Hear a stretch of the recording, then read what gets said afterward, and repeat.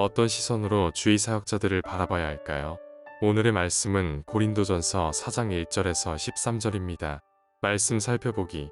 이와 같이 사람들은 우리를 그리스도의 일꾼이여 하나님의 비밀을 맡은 사람들로 봐야 합니다. 그리고 맡은 사람들에게 요구되는 것은 그들의 신실함입니다. 내가 여러분에게 판단을 받든지 사람의 법정에서 판단을 받든지 그것은 내게 아주 작은 일입니다. 사실 나도 나 자신을 판단하지 않습니다. 나는 양심에 거리끼는 것이 전혀 없습니다. 그러나 이것으로 내가 의롭다는 것은 아닙니다. 나를 판단하시는 분은 주이십니다. 그러므로 여러분은 때가 되기 전 곧 주께서 오실 때까지는 아무것도 판단하지 마십시오. 주께서는 어둠 속에 숨겨져 있는 것들을 밝히시고 마음의 동기를 드러내실 것입니다. 그때 하나님께서 각 사람을 칭찬하실 것입니다.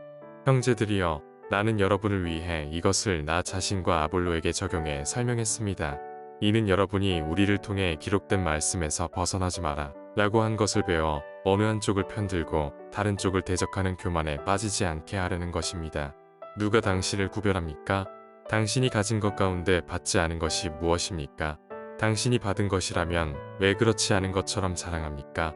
여러분은 이미 배가 불렀고 이미 부유해졌고 우리 없이 왕 노릇했습니다. 나는 여러분이 정말 왕처럼 다스렸으면 좋겠습니다.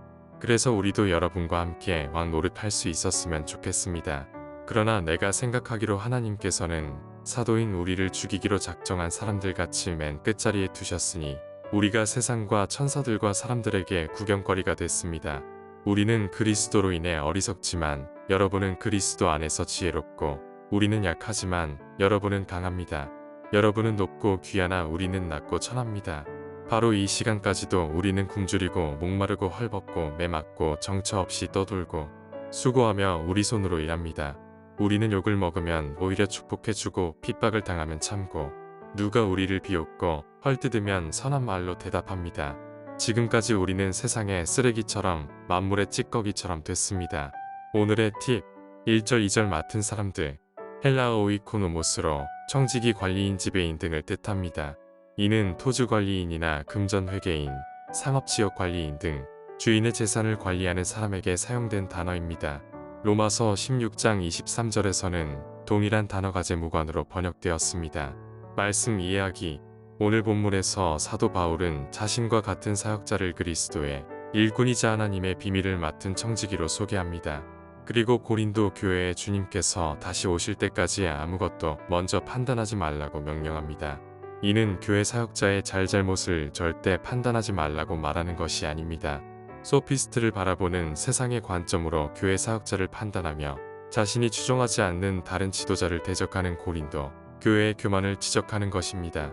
바울은 하나님의 청지기에게 요구되는 것은 그들이 생각하는 조건이 아닌 신실함이라고 설명합니다.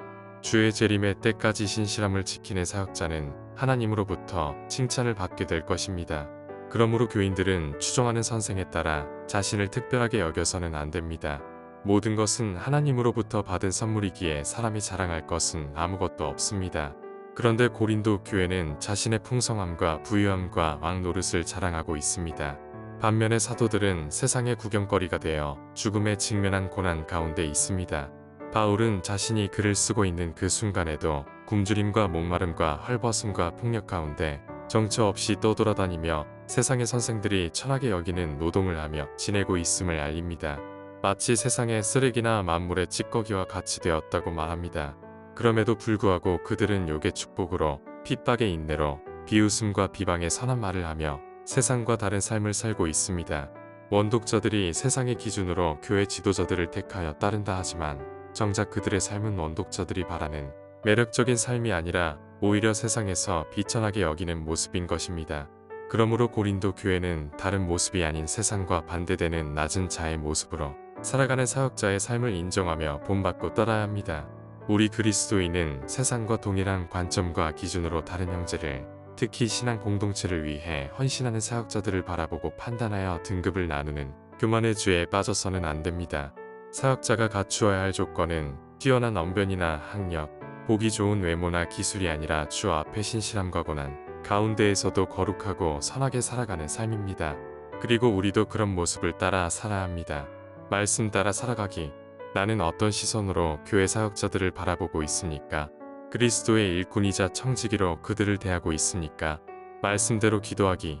신실한 그리스도의 일꾼들이 세상의 가치 기준에 따른 평가가 아닌 존중을 받을 수 있도록 고난이 있다 할지라도 부르심을 포기하지 않도록 축복하며 함께 기도합시다.